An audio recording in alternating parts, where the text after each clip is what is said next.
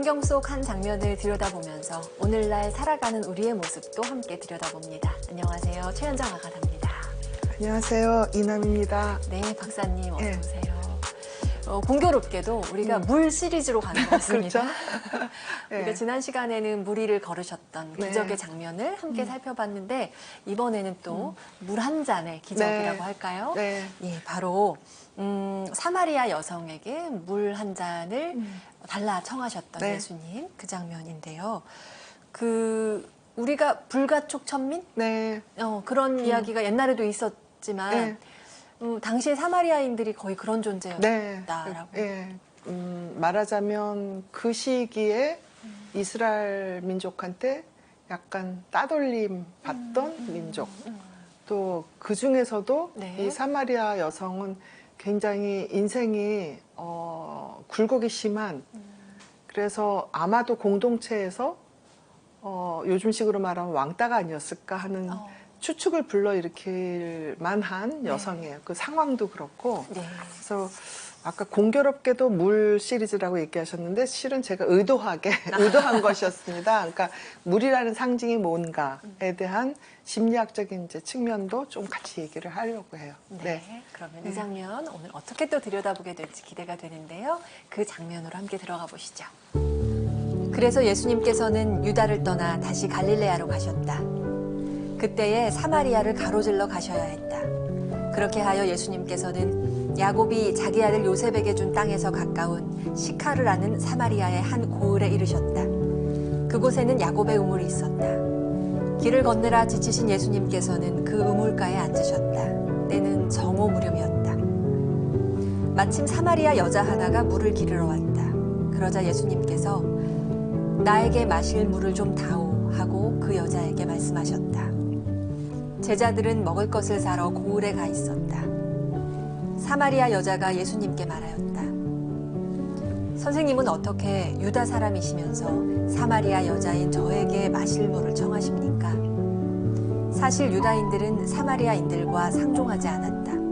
예수님께서 그 여자에게 대답하셨다. 네가 하느님의 선물을 알고 또 나에게 마실 물을 좀 다오 하고 너에게 말하는 이가 누구인지 알았더라면 오히려 내가 그에게 청하고 그는 너에게 생수를 주었을 것이다. 그러나 내가 주는 물을 마시는 사람은 영원히 목마르지 않을 것이다. 내가 주는 물은 그 사람 안에서 물이 솟는 샘이 되어 영원한 생명을 누리게 할 것이다. 그러자 그 여자가 예수님께 말하였다.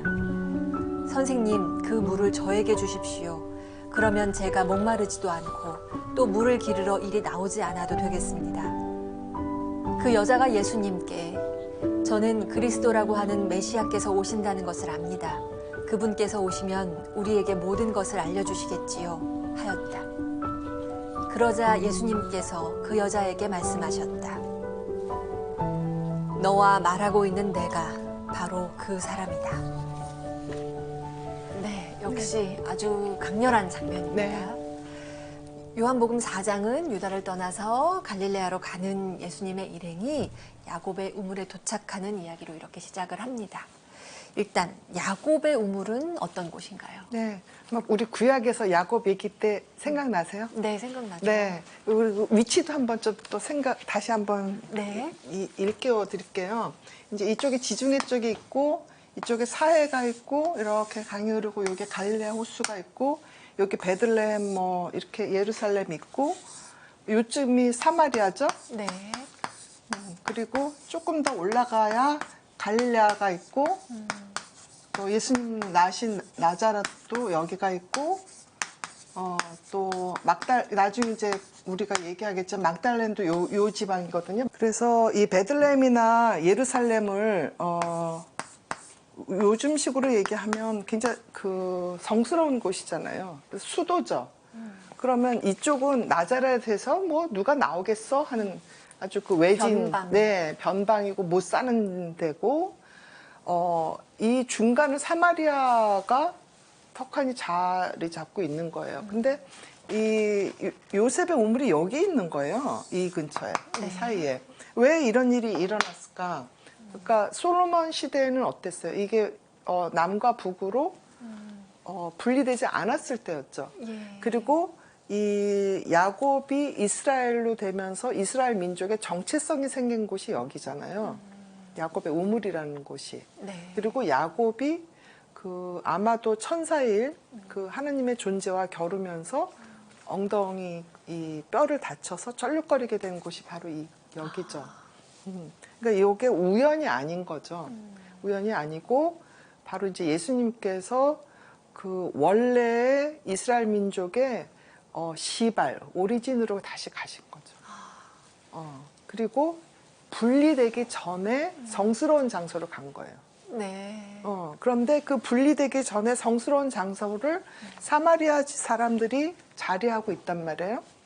근데 사마리아인들은 우리가 지금 아마 생각해 보면 탈북자들이나 또는 중국의 조선족이나 이런 사람들을 볼 때 뭐 대부분의 사람들은 따뜻하게 하고 같은 민족이니까 같은 말을 쓰니까 또 그 사람들이 북한에 살게 된 거 또는 조선족이 된 거 이런 게 그 사람들 잘못이 아니고 워낙 우리가 못 살았기 때문에 또는 북한에서 태어났기 때문에 그렇게 된 거다. 그러면서 포용을 해주는 사람도 있지만 탈북자들을 굉장히 무시하고 또 조선족들도 니네들이 어떻게 한국 사람이야. 너희는 중국 사람이야.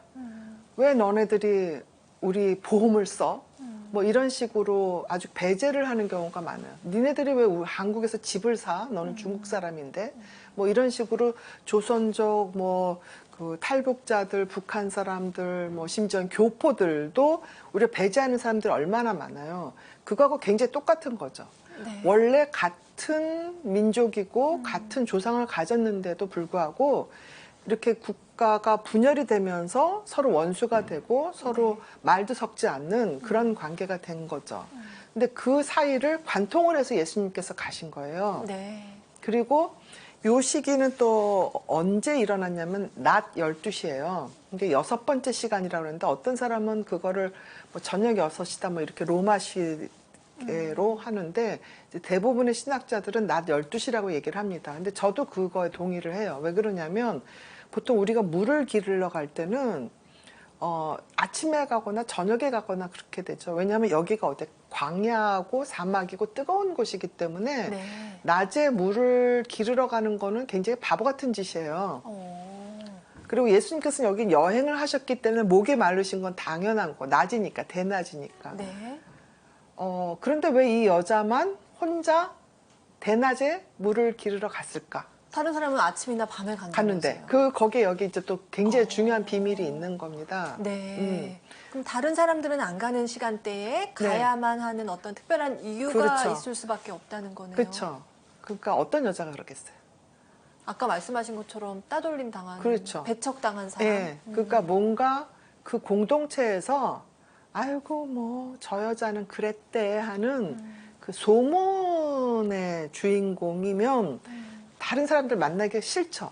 아, 그러니까 내가 따돌림을 받는 것도 괴롭지만 일단 받기 시작하면 거기 그 모임에 가는 것도 또 괴로워요. 그렇죠. 그럴 땐 정말 자존심도 상하고 안 만나는 게 속편하죠. 음. 맞아요.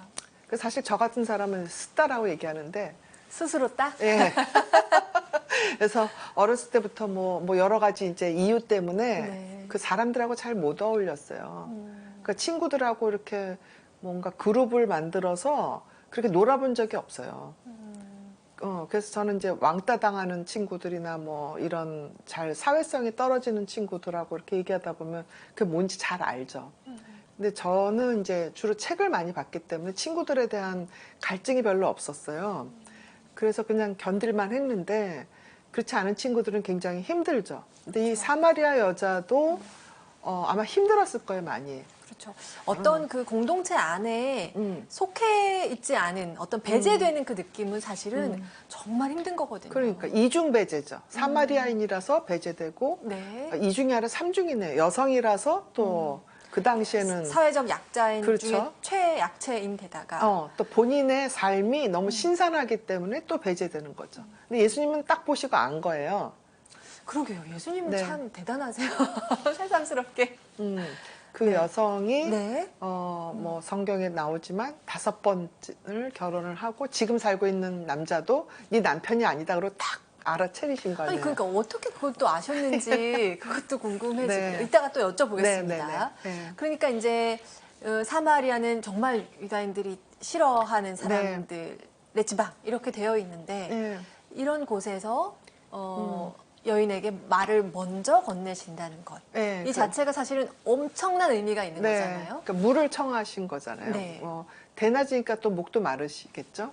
근데 이게 요런 그 상황이 실은 이제 고대 신화, 민담 이런데 전설에 꽤 많이 나오는 그 세팅이에요. 아, 아마 그렇죠. 뭐 들어보셨을 거예요. 뭐 왕건이 네. 뭐 어디 갔는데 그 지방 토호에 그 딸이 뭐 물을 뭐 줬는데 거기다 잎사귀를 얹어서 주고 기억나시죠? 그렇죠. 근데 동서양을 막론하고 요 서사가 꽤 자주 음. 등장을 하네요. 그렇죠. 예. 그러니까 남자가 물을 달라고 그럴 때 여자가 그릇에 해서 남자한테 그 물을 주는 그 장면은 네. 실은 굉장히 그 원형적인 그 세팅인데, 그러니까 신성한 결혼, 히어로스 게이머스라고 영어로는 좀 그렇게 그 어렵게 얘기하지만 신성한 결혼을 할 때 이렇게 물을 줍니다. 우리 예전 결혼식에 지금은 뭐 웨딩드레스 입고 천편일률적인 그런 걸 했지만 예전 결혼식에 보면은 술잔을 서로 올리잖아요. 네, 술을 올리는 합한주라고 얘기도 들어보셨죠? 예. 글자가 합환주 하면은 그릇을 함께 나눈다는 뜻이거든요. 예. 그래서 이 남자가 여자한테 물을 한 잔을 다오 뭐 하면서 이렇게 먹는다는 거는 네. 사실 이런 신성한 결혼의 상징인 부분도 있습니다. 그래요. 근데 이제 예수님께서는 그런 의미로 이 여자한테 물을 달라고 그런 건 아니고 예. 이제 앞으로 일어날 일을 예언을 하시기 위한 이제 단계의 어떤 초석으로 이 여자한테 이제 물을 달라고 하셨는데 이 사마리아 여자가 처음에 싫다고 하잖아요. 네. 아니 이거 왜 나한테 나에게 하냐. 청하는지를 무척 의아해하시고 의아해하고 저는 그냥 뭔가 약간 sel쭉했을까? 그리고 약간 냉소적이었을까? 그런 마음이 드는 거예요. 예. 그러니까 뭐 마리아가 뭐 엄청난 양의 향유를 이렇게 바르는 그 모습하고 왜 나한테 달라고 그래요 하는 건 너무 다르죠. 그러니까 이 여자는 이미 많은 사람들한테 상처를 너무 많이 받은 사람이에요. 결혼을 많이 해서도 상처받고 또 마을 공동체 사람들한테도 상처를 받았기 때문에 다른 사람들이 오지 않는 그 시간에 혼자 와서 물을 따서 가져가는 사람 있잖아요. 그러니 예수님이 물을 달라고 그랬을 때 네 여기 있습니다 그러고 하겠어요? sel쭉해서 왜? 나한테? 왜 요새 젊은 사람들 했죠? 제가요? 왜요? 뭐 이런 그 물어보잖아요. 딱 그건 거죠. 그러니까 우리가 냉소적이 될 때는 언제 냉소적이 되냐면 상처가 많을 때 냉소적이 돼요. 그리고 많이 상처받을수록 뭔가 방어적이 그렇죠. 되고 먼저 공격할 태세를 갖추게 되고 그런 거. 그러니까 좌절을 많이 겪을수록 비난부터 생각하고 그 어려운 것부터 생각을 하니까 이렇게 움츠러들고 뭔가 적극적으로 안 하는 거죠. 그러니까 지금 젊은 사람들이 냉소적이고 뭔가 비관적이고 이런 것도 그 사람들이 게을러서 그런 게 아니고요.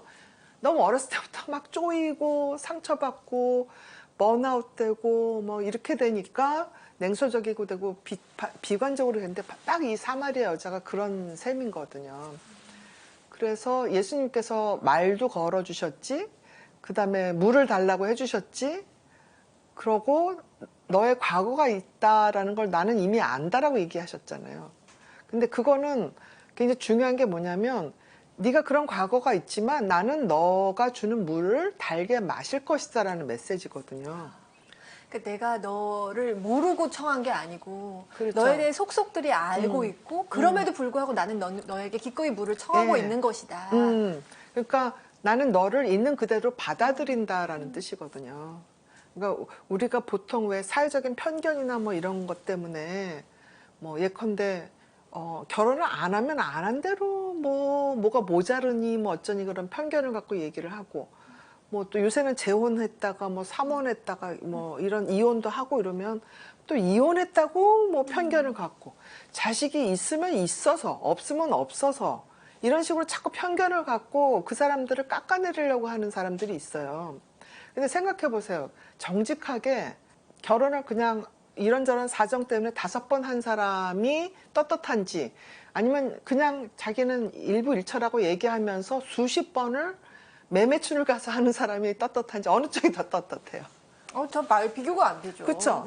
그런데 우리 사회는 몰래 거짓말하면서 매매춘하는 권력자들은 괜찮고 그냥 내가 사랑했다가 헤어졌다가 어떤 사연이 있어서 여러 번 결혼했다 재혼했다 이혼하는 뭔가 아이고 뭐 모자라 이렇게 하는 거는 아니고 그건 이제 우리의 세속적인 편견이고 고정관념이죠. 예수님께서는 그걸 이제 꿰뚫어 보신 거죠. 네가 5번을 결혼을 하고 지금 남편도 아닌 사람과 살지만 나는 너가 주는 물을 마시겠다. 그리고 굉장히 또 예수님께서 솔직하게 내가 지금 목이 마르다라고 또 얘기를 하셨어요. 그러니까 그 시기 전까지는 정말 자존감이 땅에 떨어졌을 수도 있잖아요. 그러니까 예수님한테 냉소적으로 제가요? 왜요? 뭐 이랬겠죠. 그런데 그렇게 예수님께서 말씀하셨기 때문에 이 변환이 일어난 거죠.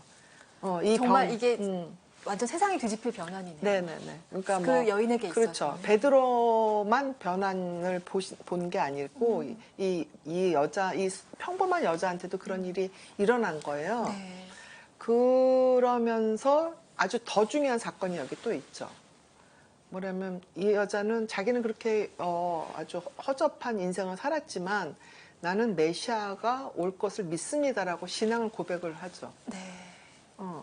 그러니까 어떻게 보면 신앙 고백이 굉장히 층위가 있는데 저는 그 고백 중에서 어떻게 보면 가장 고귀한 고백 중에 하나가 제대로 공부도 못하고 제대로 이뤄놓은 것도 없고 어떻게 보면 잘못도 많이 하고 후회할 일이 너무 많은 사람들이 진심으로 저는 하나님을 믿습니다라고 얘기하는 거하고 뭐 가진 게 너무 많아 그리고 너무 행복하게 살았어 하는 사람이 저는 하나님 믿습니다 하고 밀도가 저는 다르다고 봐요.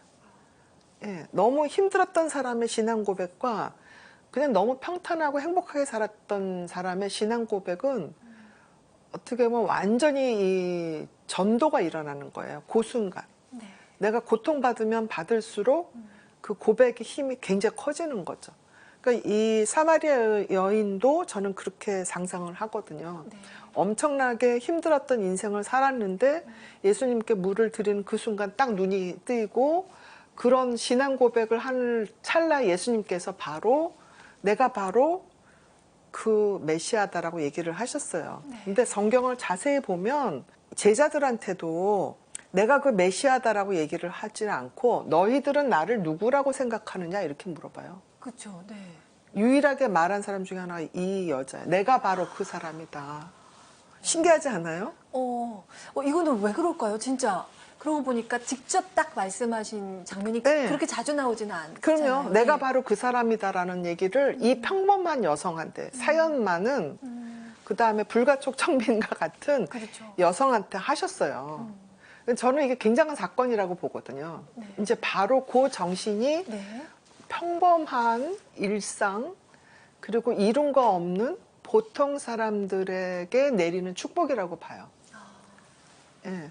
이제 그 정신이 어떻게 보면 우리 소화 대레사 성인도 보면 뭐 그렇게 뭐 큰 무슨 기적이 없어요. 뭐 교회 박사도 아니에요.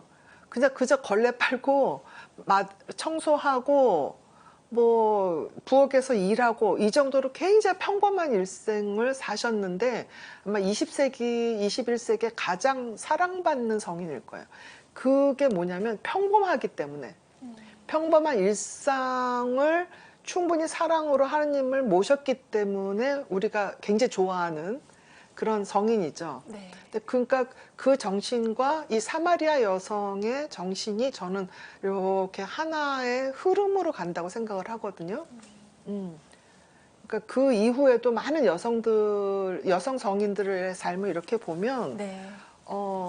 아주 기구한 삶을 사셨던 분들도 많고 굉장히 잔인한 일을 겪었던 분들도 많고 또 왕따 당한 사람들도 많고 심지어는 그러니까 성인 품에 오르는 그때도 또 왕따를 당하기도 하고 뭐 여러 가지 그런 사연들이 많은 특히 여성들에게 남자들도 마찬가지지만 그런 게 굉장히 많거든요. 그러니까 뭐 사마리아 여성이 이 여자가 무슨 성인이나 이런 반열은 아니지만 그저 우리 같은 평범한 사람인데 평범한 사람한테 하느님께서 내가 바로 그 메시아다라고 얘기를 하셨던 사건은 우리같이 정말 보잘것없고 죄 많고 뭐 하느님 앞에서 정말 떳떳하지 못한 사람들한테 주시는 어떤 희망? 네. 그렇게 느껴져요. 이 사마리아 여인은 아마 이제 완전한 터닝 포인트였고 네. 그리고 그 터닝 포인트에서 사실은 다르게 반응할 수도 있었지만 그리고 혼자만 그거를 안 게 아니고 단걸음에 자기 그렇죠. 마을로 갔죠. 자기를 왕따시켰던 그 마을로 가서 내가 메시아를 봤다. 그리고 그 메시아에 대한 얘기를 내 과거도 다 알고 있다. 그러니까 그 공동체에 있던 사람들이 다 알고 네.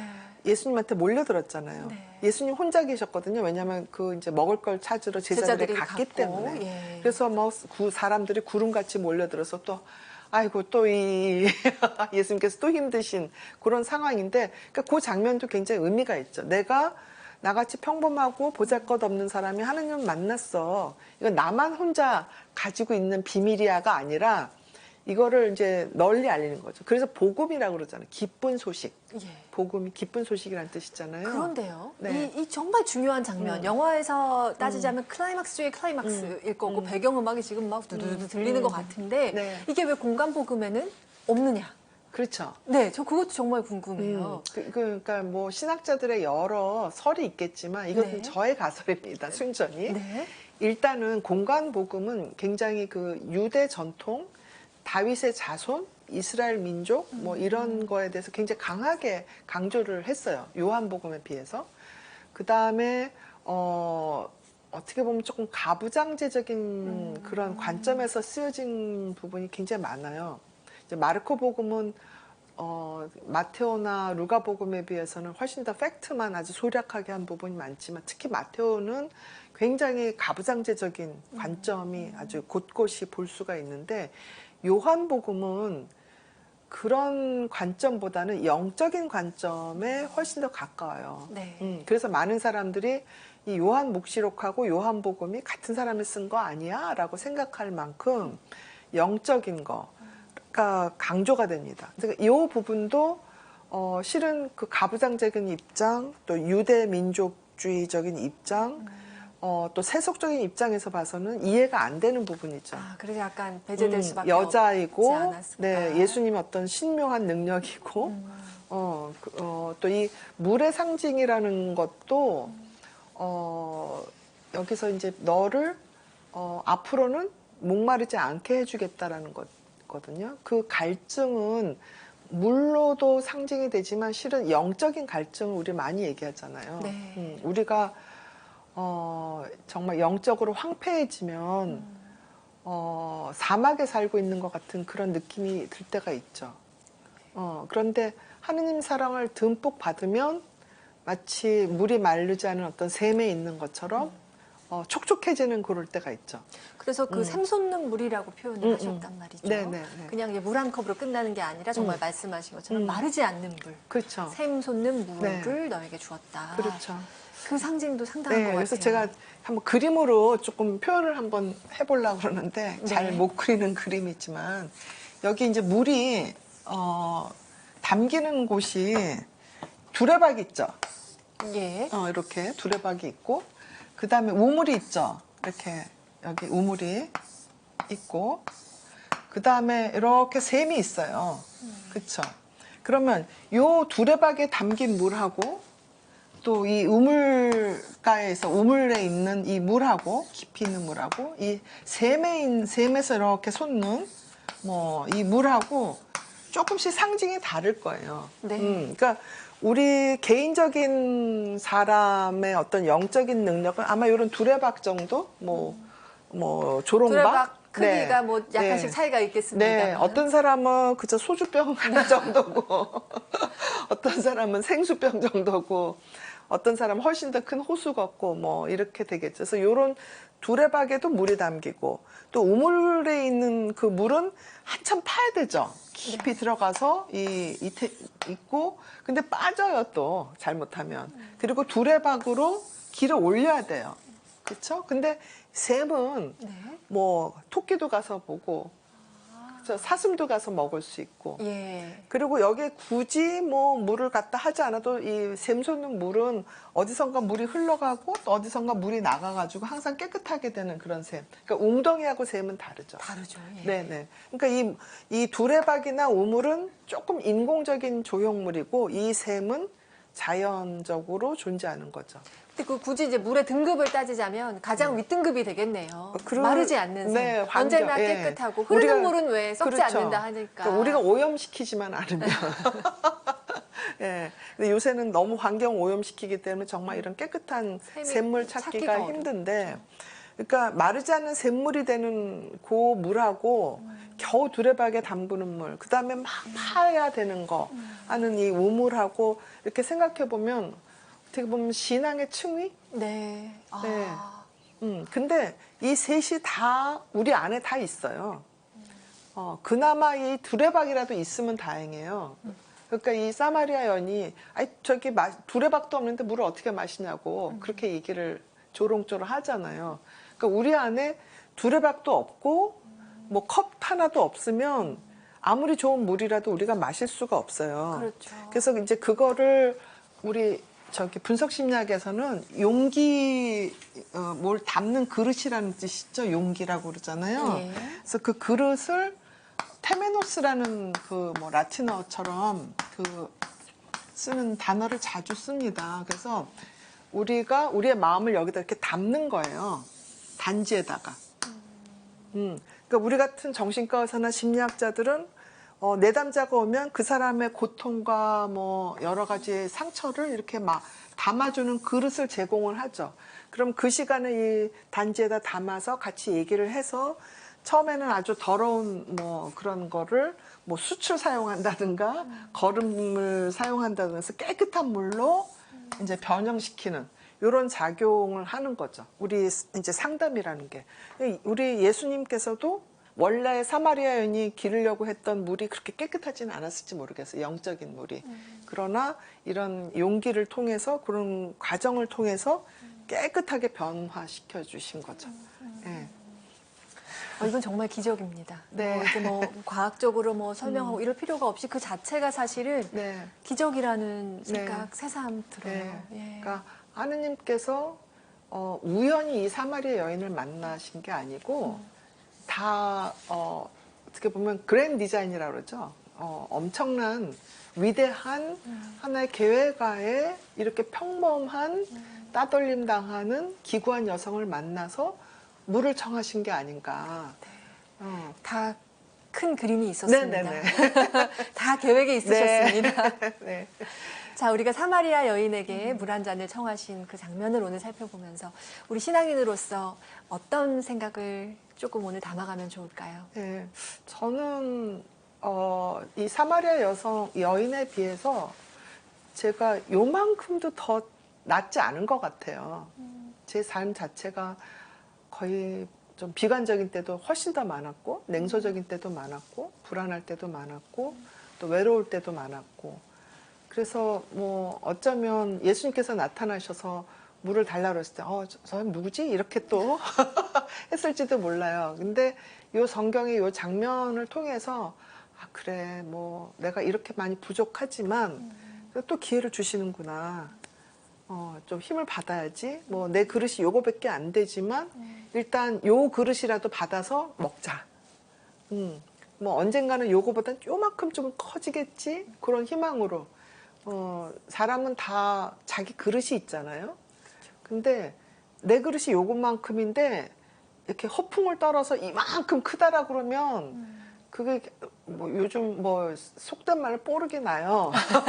들통이 납니다. 네. 그래서 내 그릇이 작으면 작은 대로 하느님께서는 그래 작으면 어떠냐. 그 두레박 별로 깨끗하지도 않지만 거기다 물 주면 된다 이렇게 얘기하신 것처럼 내 그릇이 이렇게 작고 보잘것없고 어떻게 보면 그 안에 상당히 많은 더러운 것도 있지만 예수님께서 그걸 깨끗하게 정화를 시켜주실 것 같거든요. 그러면 그 희망으로 이렇게 보잘것없는 저에게 물을 청하시다니 하는 마음이 되면 좀 힘이 들어도 또 한달음에 우물가로 갔다가 또 그 마음을 안고 다른 사람들한테 기쁜 소식을 전하고 이런 과정을 멈추면 안 될 것 같아요. 멈추고 싶은 생각도 많거든요. 그럴 때도 그냥 다 아유 귀찮아 그만해 기운 없어. 그런 네. 순간도 있지만 많죠. 네. 네, 오늘 물 한 잔을 예수님께 건네드리는 영광을 누렸던 그 사마리아 여인 그 장면을 보면서 여러분은 또 어떤 묵상을 하시겠습니까? 한 번쯤 고요하게 그 장면을 그려보시는 것도 좋을 것 같다는 생각이 들어요. 교수님 오늘 말씀도 고맙습니다. 감사합니다. 시청해주신 여러분 고맙습니다.